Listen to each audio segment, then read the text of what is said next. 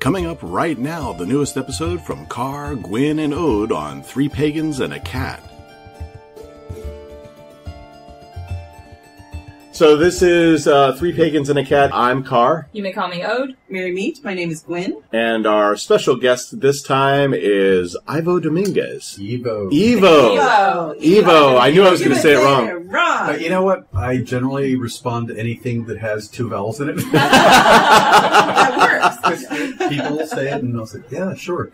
Actually, while I've been here, it's been Evo, the right way. It's been Ivo. It's been Ivan. It's been... if it's sort of there, I'm going to assume that you're referring to me. So we wanted to talk to you because you're kind of one of the featured presenters here at Convocation. Just all the different stuff that you're involved in. And yeah, your classes cover quite a range. Yeah, you have a lot of classes, and there's a lot of people that are going to your classes because they want to learn from you. Tell us a little bit about you, who you are, and what you teach. Man, that hit. Well, let's start with an origin story. Okay, fair. All right, Classic. so it's a classic, right?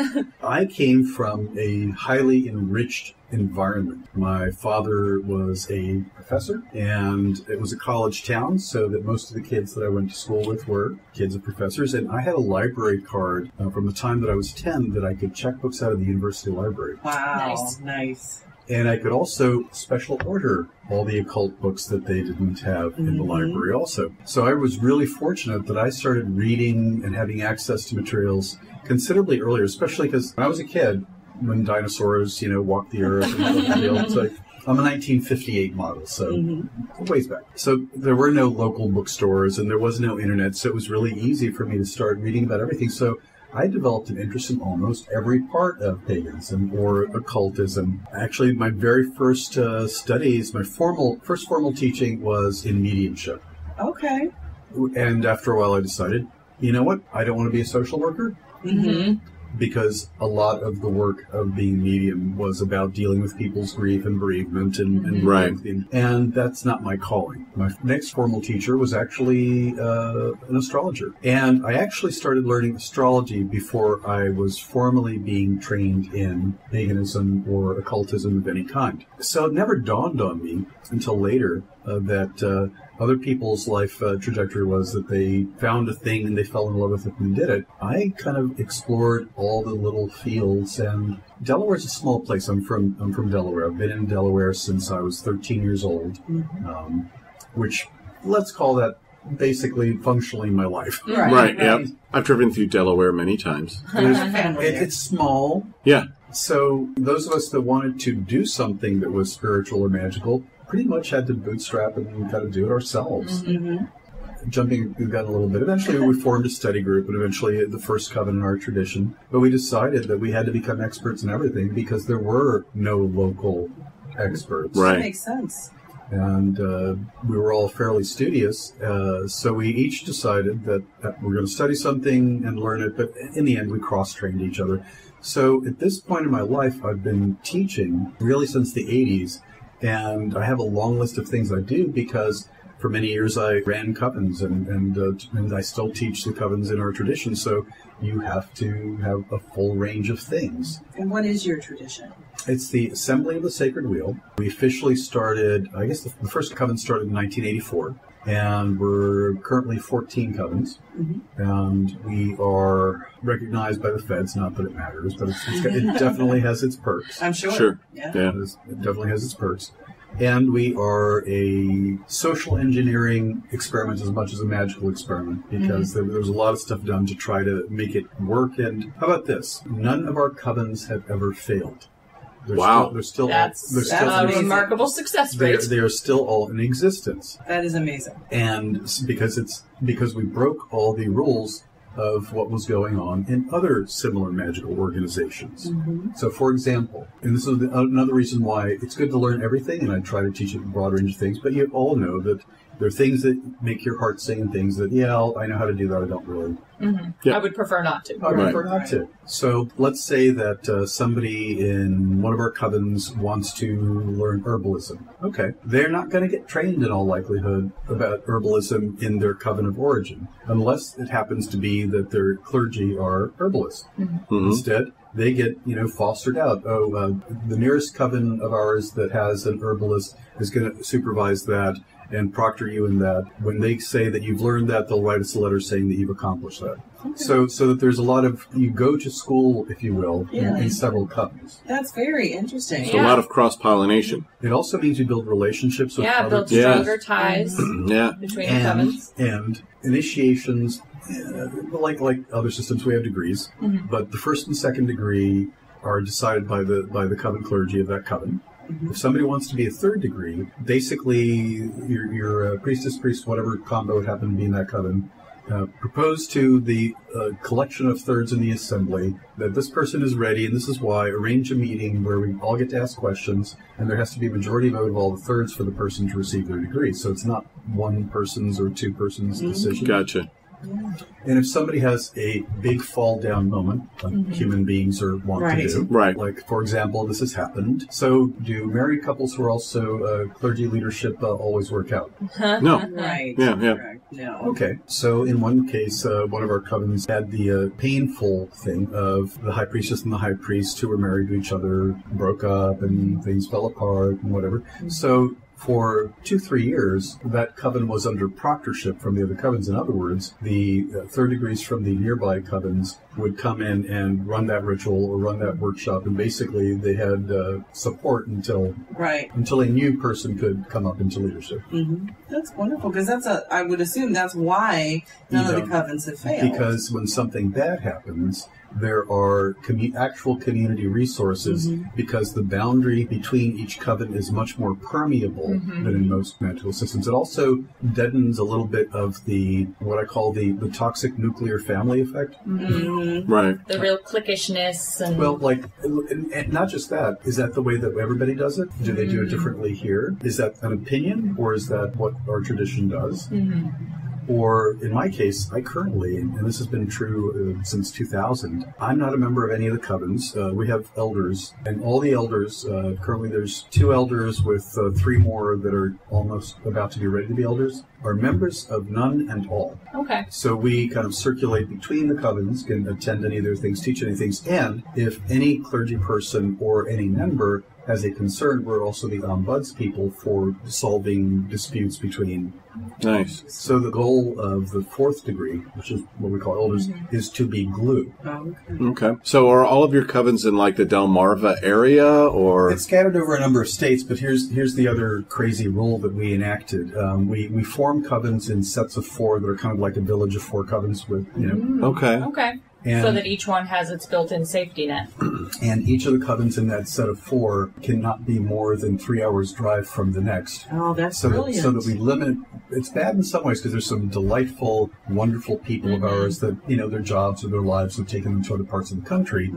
And, they still have their degrees, and we will help them any way we like, but they can't form one of our covens out there because geography matters if you're actually trying to build support community. Right, yeah. So it's pros and cons. There's pros and cons. As a result, there are like 3 covens that I'm aware of out there that if I went to them, your rituals look a whole lot like what I know, but they're not technically part of our tradition. They're starting their new thing, because if you can't actually see, and once a year we have an annual retreat in May where every coven is supposed to show up with as many members as they're capable of making the trek. But once again, we're probably never going to be nationwide, or if we are, it will be ways down the road. Ways down the road, and quite a confluence of things that would have to fall to life for that to be the case. But we'd rather, I should say, have that kind of community rather than simply expand. Are your covens limited in number? Yeah, but it's not the traditional number. Okay. We picked the number 21. Okay. Rather than 13 or 9 or whatever. Yep. Because if you let it get to 21, and it's only happened a tiny, tiny, tiny number of times, it actually is big enough so that when the time comes that somebody wants to hive off, you can take a couple of people with you and it's not going to kill the existing. Gotcha. Right. We also do hiving backwards. In the old days, the first 1 or 2 covens, we did it like most traditions where the person that leads the coven is somebody who's in Yulian and did 3rd degree, blah, blah, blah. Most of our covens have been formed by old hands and basically they leave their coven in somebody else's hands. Of the new... Bingo, the newly minted clergy inherit the fully functioning running coven. That's really smart. And the old hands go to start the new ones that are a pain in the butt to... Yeah, that is brilliant. Yeah. That's a much smarter way to do that. Yeah. So we grew up in the era of watching lots of things go kablooey in the pagan community. And when it came time for us to sit down and as a group write a charter for this is how we run our affairs, we had lots of discussions about what have we seen blow up and why. And human beings are human beings, so there's a limit to what you can do about it. You can avoid some things. Yeah. We have, and then I'll say one more thing about that and then move on, because not everybody is going to groove on how do you run your stuff. But we have a really complicated decision-making process. So we do voting, we do consensus, and we do limited dictatorships. Okay. So, for example, if it's something like is this person going to get their third degree, it's a majority vote of the thirds, because expecting unanimity is a ridiculous thing. Trying to get consensus about somebody that way would actually be damaging because you'd be discussing the pros and cons. Right. Yeah. So, however, most of the big changes in liturgy or let's call it ecclesiastical stuff are made by consensus. If we are running a conference or a weekend workshop or an event, then people get authorized to be limited dictators. That for the duration of that project, whatever that project is, whatever they say goes. You're simply going to go because you don't have time to pass it to have the whole. You don't have time for process. Right. So we pick and choose based on the nature of the task what kind of decision making we need to do. That's really smart. It sounds like it's a very well developed very well organized system. That's very cool. Things go sour just like everywhere, but at least there's a way to deal with things when they go bad. You have a plan for the inevitable failure. Exactly. Absolutely. One of the things that everybody is, and nobody owns their coven. It's not your coven, it's the tradition's coven. That's awesome, yeah.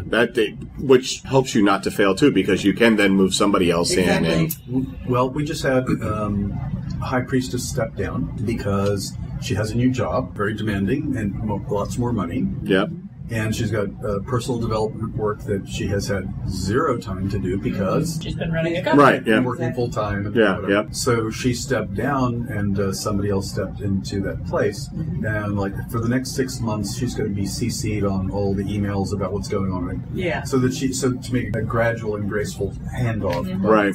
Not that there haven't been ugly moments, but Yeah, right. Yeah. I mean, people are people, so you're going to have those kind of things. See, we're all solitaries, so it's very interesting to hear. Yeah, I'm always interested to hear how covens run because I don't have experience with that process. I've never been part of a coven or a kindred or anything. Yeah, and I'm a druid, so but I haven't been, and I'm part of the ADF. Sure, which is but I don't have a grove. You don't have a local Yeah. So there's a proto grove starting to kind of getting going. Yeah, kind of getting going in our area. So exactly. So he may have a grove at some point. Yeah. But. So one of the things that we asked you about when you first came in is that you are an authority in astrology. I'm going to say that I am an astrologer.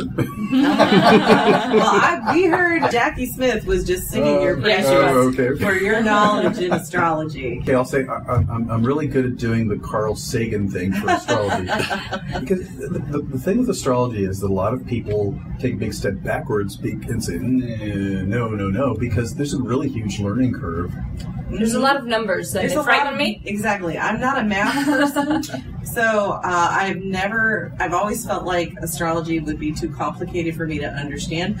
I know my sign, and that's about it. Yeah, ditto. And what I'm going to suggest is this is because two things. 90% of astrologers are not magical people. Oh, okay. Most astrologers, if you go to a convention, if you look at the books, they certainly are spiritual people. Right. But they don't have a magical practice. They don't have a practice of ritual in their life or working with powers or gods or goddesses in the way that most people here do, which gives them a very different perspective. The other bit, which means that when a magical person approaches, it's like, well, this looks like it should be familiar.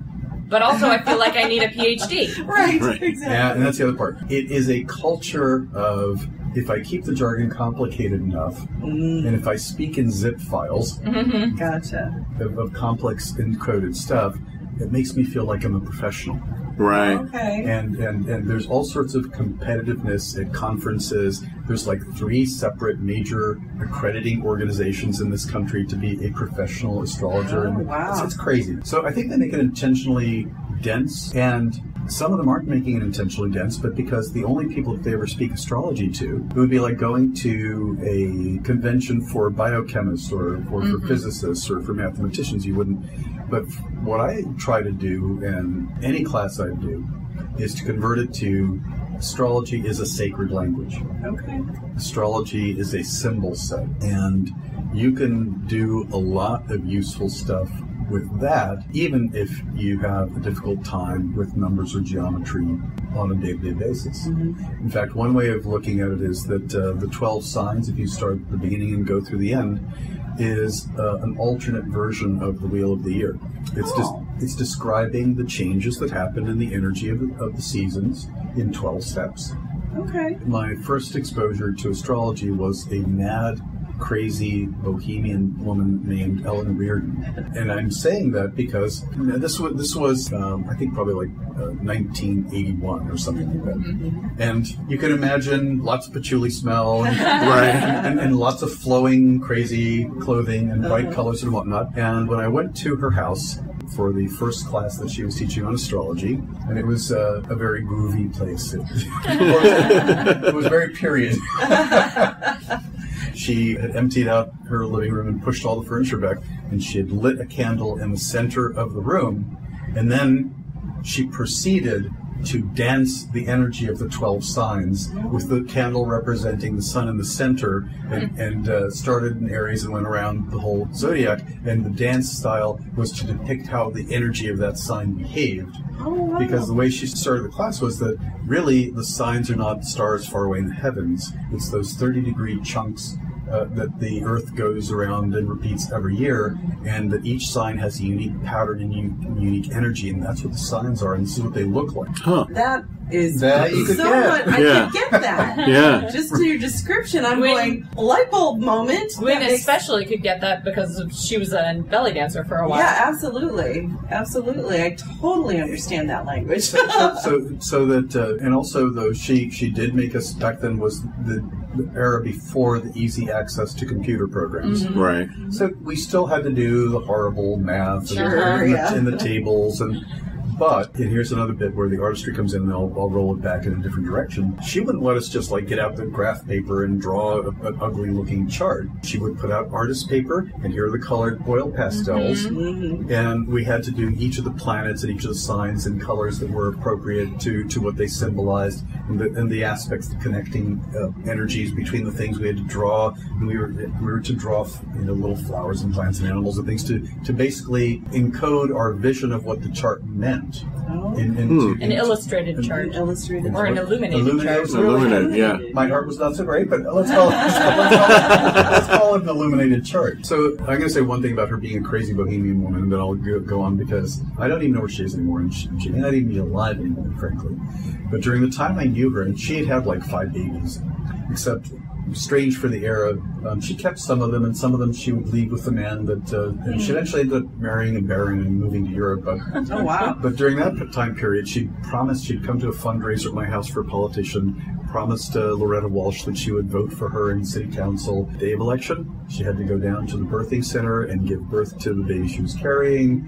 And then after that, she walked down to Brandywine Creek that runs through the city to cool herself off in the creek, and then she walked up to the polling booth. Oh, my word.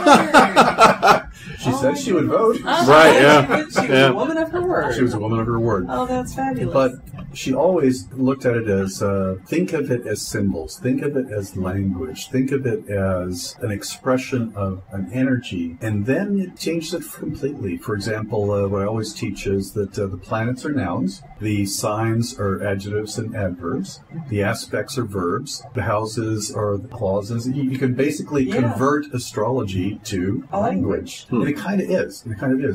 The part that saddens me is that a lot of times people will look up in a book that this is an herb of Jupiter, or this is a gemstone related to la-di-la, when they're either making an incense or a magical concoction of some kind or another. Well, if you don't actually know what Jupiter energy is, or what Saturn energy is, or what Libra energy is, then you can't actually summon and call that and awaken that in that stone or in that gem or in that thing. You're just kind of going by rote, like, well, this correspondence says. It says I've always just kind of skipped over the planets because I don't it understand it. It means nothing to me. But rather, it's like it's a classification code for a flavor of energy. In the same way that, now, not everybody works with the 4 elements, but the idea of the 4 elements is that these represent particular qualities and characteristics and energy patterns, etc. Right? Each of the planets, in my head, is in the same category. It's an element. Okay. Each of the signs can be like an element, but the 12 signs are more like the 12 styles of human wisdom and folly. Okay. That makes sense. Because each of them has both wisdom and folly associated with it. So there's a lot of magic that only comes into being when you actually know all the nuances or resonances to the thing itself. So for someone like me who is a solitary eclectic witch, if I wanted to, now I don't want to become an astrologer. No, you don't need to. And you don't need to be able to use it. Yeah, and that's my question is, what would the root How do you become a hedge astrologer? Yeah, exactly. How do I become a hedge astrologer? How can I incorporate this language of astrology into my work to get that much more definition to what I'm doing? Let me give you an example of a effective low magic astrology spell. Okay. So once upon a time, I was on my way to a conference such as this, and it was one of those years where the Snowmageddon stuff was happening. Oh, God, I remember that. And I had like a long list of classes and rituals and stuff that I was going to be doing at a California event that recently happened. And I am stuck in Philadelphia. I had to sleep overnight in a chair in Philadelphia. Oh, man. You know, in the morning. The city of brotherly love. No, it's bad. Yeah, I know. That's just their name. It's just a name. Yep. And then by morning, it was really bad because the snow was so awful that there was no redelivery truck, so that they had run out of coffee. They'd run out of food in the restaurants, and it was like, I have to get out here. So I'll skip the little compulsion spell that I used to actually jump in line a little bit and actually have the person who actually could get me on a plane But I got on a plane, and we go, and it's like, please, my bags have to be there. I have all my ritual stuff. I have all the stuff that I need, my handouts. We're running late. I'm rushing. It's one of these things where I run from one airplane to catch the next connecting flight. And I get to the plane and I go, oh crap, is my luggage here yet? So, this is the last leg of the journey. And from there it was going to go to San Jose. So I said, okay, this isn't going anywhere. There's no connecting flights for anybody on this plane. I'm not about to do something awful and unethical. So not about to destroy anyone else's life. This is important, right? So I dug into my chair and I imagined that I was, rooting myself to the ground, and then I imagined myself reaching out to each of the wings and doing the symbol for Saturn on each of the wings, putting the symbol for Saturn on each of the wheels. And Saturn is structure, form, matter, limitation. Lead is its metal. It's heavy. It's slow. And the pilot says, and we're going to be taking off in a few minutes. And like a few minutes pass. We can't seem to disconnect from the boarding gateway. Boarding gateway. Okay, that's cool. So I keep reiterating. Keep focusing on limitations. The black, lead, the black, making the symbol of Saturn on the wings, making the symbol of Saturn until I see the little rolly thing dragging the load of luggage, and then I see the luggage apply, get in, and then, okay, now I erase them. And then 20 minutes later, we're in the air. Very nice. Very nice. Or the one other Saturday one, book sales. Have you ever seen the book sales where they have tables and tables of remaindered books for cheap? Yes, You can't possibly buy all of them, and you can't possibly carry all of them. So I will I'm going by I'm sort of interested in that one, so I'm going to put the seal of Saturn on it, the seal of Saturn, and then it'll be there when I come back for you. To be fair, though, you have to erase it lest it sit there forever and turn to dust. But the point is, I can do quick magic using just the symbol and the colored gray or black that I associate for Saturn, because I have an intimate knowledge of what Saturn feels like and what it does, so I can call it. Okay. You get the idea? Yeah. So that's really simple. Absolutely. If I need to be eloquent, I'll draw the glyph for Mercury on the palms of my hand and apply them to my throat before doing something. Okay. That's very efficient. Cool. Very So- I admire that efficiency. I like that. That is hedge astrology. That is Right, yeah. hedge astrology witchcraft. So how do we find out that information about Saturn and Mercury and all that? Without the PhD. Yeah, without the PhD. Well, I do have a book, and I've been told I never mention my book, so this is like Yes, the first I podcast. was gonna ask you. I forget about it. Yeah. Yeah, Practical Astrology for Witches and Pagans. Oh, perfect. Yeah. One of the things I recommend in that book is start cheap and easy.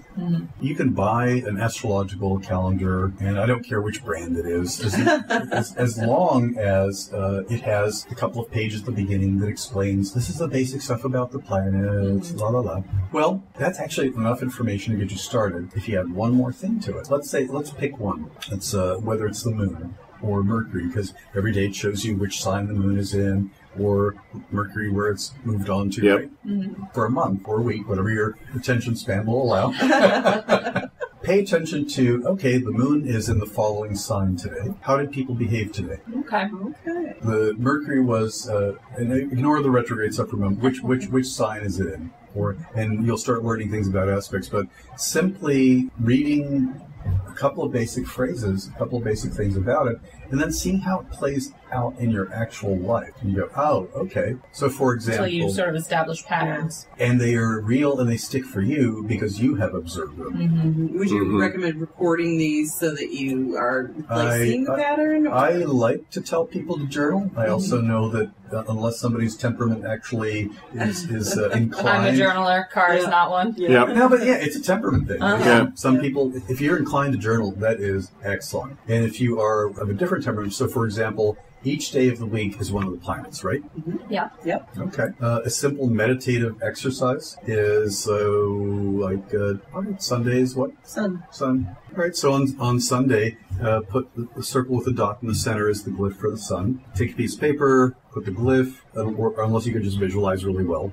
I prefer that. Maybe you will have looked in your correspondences. This is an incense of the sun, or an herb of the sun, or this is a crystal associated with the sun, and just sit on the day of the sun for 5-10 minutes, looking at the symbols, smelling the incense, burning incense, holding the crystal, and, okay, what does that energy feel like? Okay. It's about experiencing it in a visceral level. Ultimately, you can start collecting all manner of pages and pages things. For example, if you journal or if you keep a little book of shadows kind of thing, you can continually add one more thing that energy feels like to you, or what it represents, or how it expresses in your life or in the life of the people around you. And then, when you read one of the really densely written books, you have a clue because you've already awakened within yourself your own personal understanding of what that might be about. And so you can have those recognize connections. Yeah. There's a peg to hang the idea on now, as opposed to in the past there was nothing there to... Right.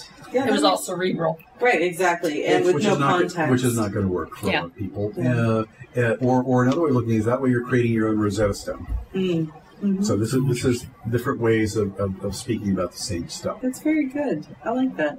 Yeah, thank you for unlocking astrology. Yeah, Ivo. It works. Totally works. Yeah, Absolutely. yeah. That'll be something I can actually do. Yeah. Now if I can do it, anybody can.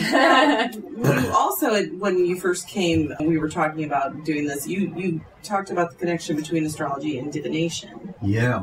Is that through any form of divination, or specific, like the tarot cards? Okay. Or are we getting into horoscopes? Or are we getting into horoscopes? Kind of all of the above. Okay. Actually, one of our covens just did a ritual for Reed, Bridget, and Molk, whichever name you do. Yeah. And they decided to do lots of names. Yes. Yep. Whichever name, Boy Milk, whichever name. Works for you. It works for you. And this year they decided to do something different because it's pretty common to do divination for a particular holiday, right? So this year they decided each of them was going to use on the altar, there were tarot cards of various kinds, there were little bags of Elder Futhark and Anglo-Saxon runes and astrology dice. And the question was, what's my biggest obstacle? What's my biggest roadblock for this year? How do I shoot myself in the foot is basically the question. Sure, yeah. Right. And they could use any combination thereof. Write it down, go home and research it. A month later, they all got back together to compare notes and see if other people had insight into what they saw. But the astrology dice, because this is back to the language, I'm sure you've seen 12-sided dice.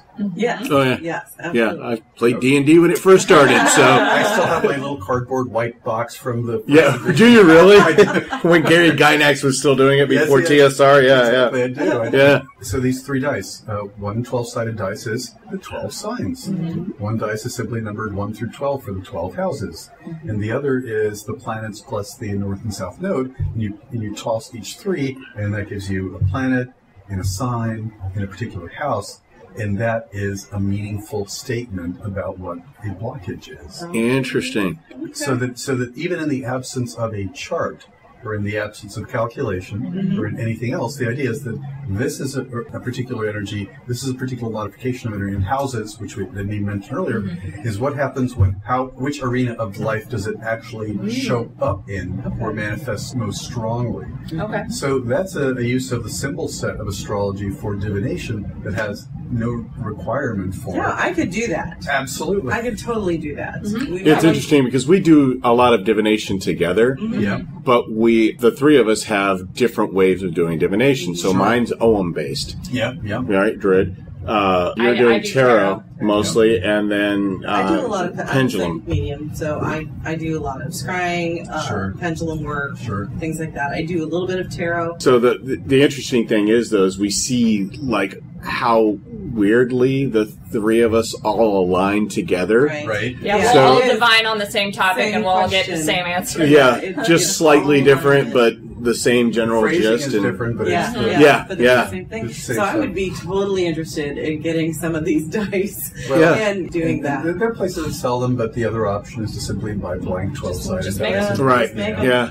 It's not like you can't get those. Yeah. Yep. That's really fascinating. And gamecrafter.net, you Oh, can yeah. actually have them made They for can you have them there. for you, yeah. Although I enjoy the process. I of making it. Right. I Yeah. enjoy making. I would let Ode make the Yeah. dice. Well, but that's the whole thing. It's like we can do this, all the artwork you want to do, send it to GameCrafter, and they're going to print your artwork on the dice, and then send it back, and then they're like, I enjoy the physical making of it. Well, that's fine. we'll get Cars like technology. I'm like, Technology. but I could do it with my hands, art. though. I like both.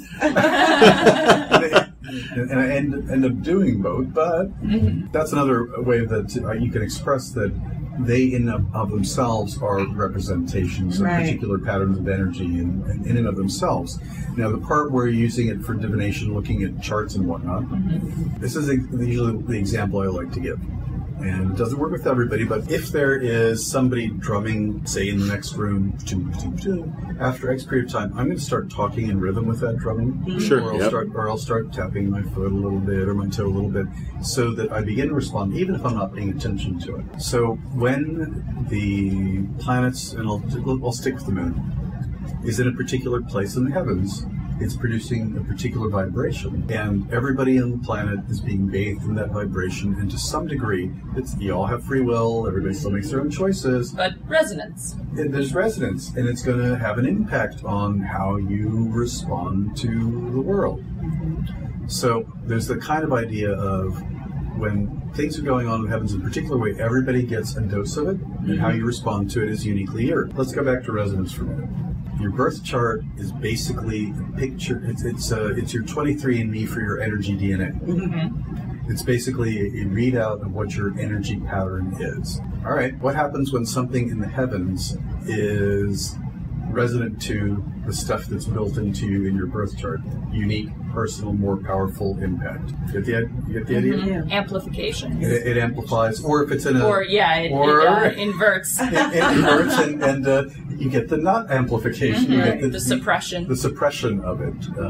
So there's a lot of ways in which there's a very individualized expression of it. But you know what?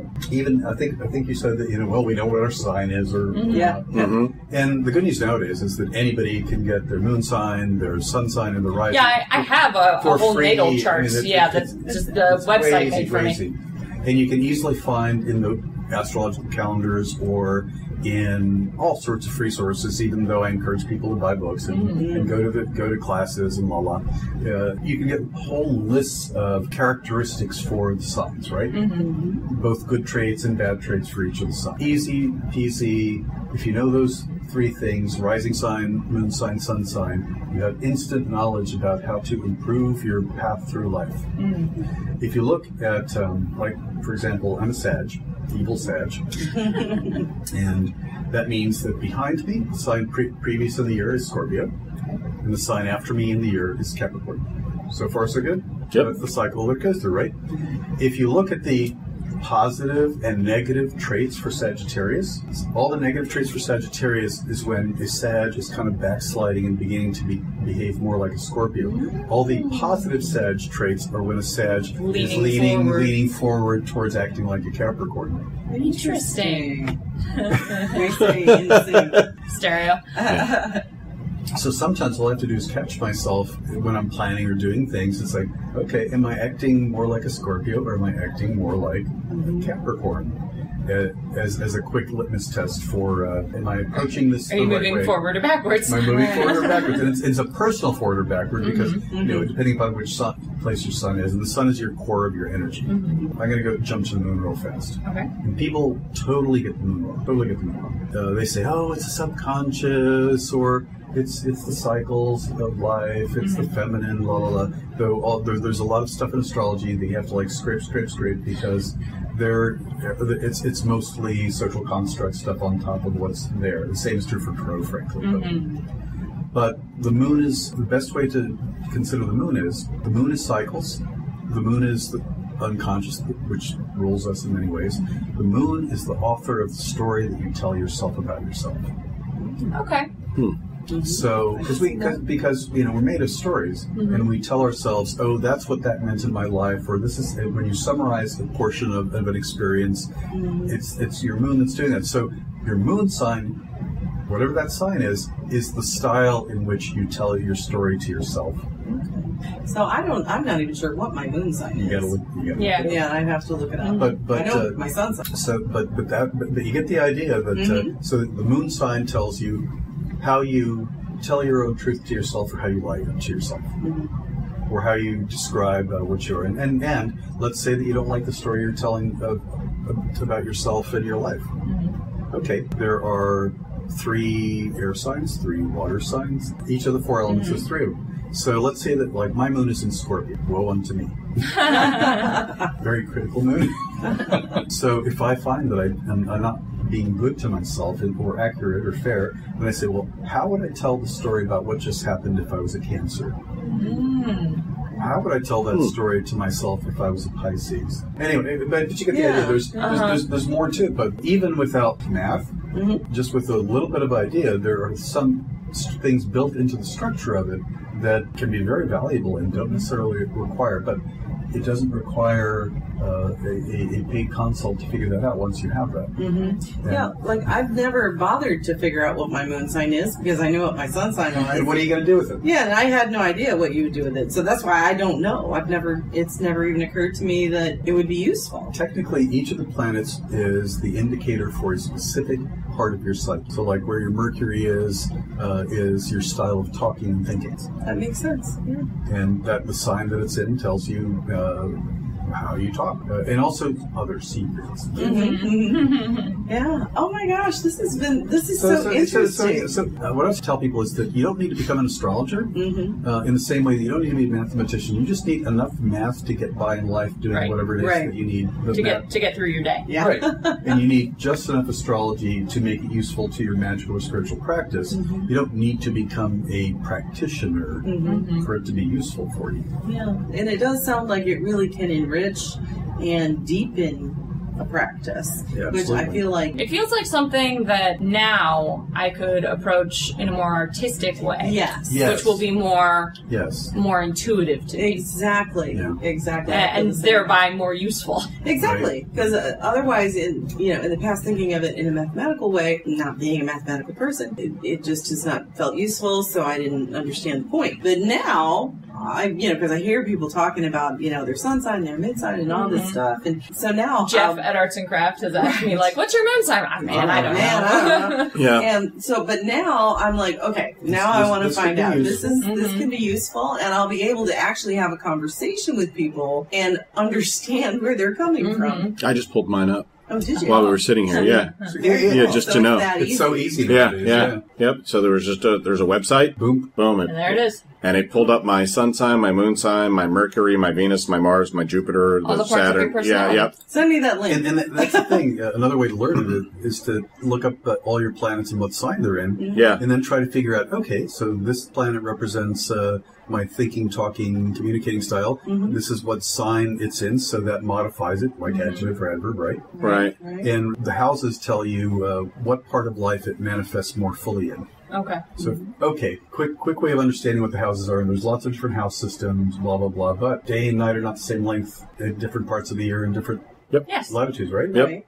Okay. And it's a globe. The sky's a globe. The earth is a globe. The chart is flat. The houses are a map projection. Oh. So it's a method to flatten it. Okay. Now I get it. Now, it gives you a different perspective when it's viewed as, you're turning something that is a globe into something you can roll out on a piece of paper. Something two-dimensional. Yeah. The data's still there. It's just not depicted in a way that's quite the same. And in some systems, the houses are wider or smaller because compensating or depicting the length of day and night at the time of the person's birth. Okay. Yeah, you get it. Yeah. Okay. So, I mean, there are, and if you explain it that way, as opposed to, first we begin by explaining how to do all the math, with the latitude and longitude and minutes and seconds. I've already checked out. There you go. But if you're told ahead of time, hey, what this program is going to do is actually convert something that's 3D into something that's a diagram that's flat.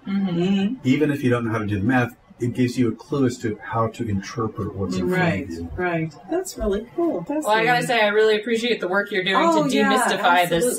I'm getting a copy of your book. We'll have to see if Arts and Crafts I like to try to figure out how to explain the magical stuff or different systems of. Technically, what you call astrology is a sacred science. Same for alchemy or any number of other things, because there's an art end of it, and then there's a hard science end of it. Hard science end of it. Yeah. The hard scientists would disagree. Yeah, I think quite they can disagree all they like. That's right. I'm completely stupid about it. At least you all, like, I knew I was a Capricorn. That's all I knew. I think we were all on the same level of knowledge here, honestly. So you like runes, you like Om, you like symbols. Yeah. Symbolic languages, And Capricorn's one of the ones, the glyph for Capricorn is drawn in a lot of funny ways. And that's one's like, everybody's like, I don't know if I can draw this. So it's also like learning Greek or Cyrillic or something. It's almost like you have to learn, these are the new letters. Right. But there's actually a class that I've taken and also given that describes how each stroke and each angle and each shape in astrology actually is an indicator for what that glyph is about. Oh my goodness. So if you look at the glyph for astrology, and since we're not doing a video, I'm going to describe. Sure. The glyph for Capricorn, there's like this big swoop that goes, the version I prefer is there's a swoop that goes down. And then it goes up, there's a little loop, and then a graceful curve back down again. Okay. Capricorn is cardinal Earth, and its code name is the cycle of spirit into matter and back again. So spirit dives down, and it's going so hard from the upper reaches down into dense matter that overshoots and ends up at the bottom of the ocean, which is why it's often the sea goat. And then it has to climb its way all the way out of dense matter up the ocean, all the way up the top of the mountain until it gets to the top of the mountain. It has an epiphany. This is the way the world works. This is the way that matter works. This is the way that time and limits work. That's why there's a little loop up there. Moment. and then there's a graceful curve descending back into the physical world, now having the mastery of understanding how to be in the world, and then focus on accomplishing whatever it is, because Capricorns are accomplishment driven. Yes, shocking. Yes, they are. I have no idea what you're talking about, man. But anyway, but each of the planets and signs, the actual little squiggles, you can tell a story. Right, they mean something. They mean something. They're not just symbols. Yeah. They actually have. They're more like pictographs. They actually contain information. And here I thought my Pisces were just two fish that I didn't understand. They're all. The crescents in Pisces represent soul. Okay. Circles represent spirit. Crescents represent soul. I mean, there's all sorts. There's like layer upon layer of stuff, so that you can actually. But this is all very different than let's run the map. Yeah, absolutely. Absolutely. Yeah, and I think makes it, at least for the three more of us, more accessible. More compelling. Yeah. Now, I think I could probably learn the math. You all could not. No. You could make yourself do it. Maybe. Geometry was the one area in math where I could kind of do it because there was a visual element. So maybe if I really dug down into it, maybe. Right. But I just want to thank you for being here with us, for sharing your knowledge with us, and for, at least for me, definitely. Yeah, unlocking a whole new field of study. A whole new field of study to enrich my practice, because I'm very excited about this. Maybe we'll now all become hedge astrologers. That's right, yeah. That's right. Look out, world. We are going to be hedge astrologers. There you go. Yes, thank you very much for being here. It's been a lot of fun. We've enjoyed it. Thank you. Because I know you've been busy this convocation. A little bit. So we appreciate you carving out this little bit of time for us. You've been listening to Three Pagans and a Cat. Find out more information at www.threepagansandacat.com.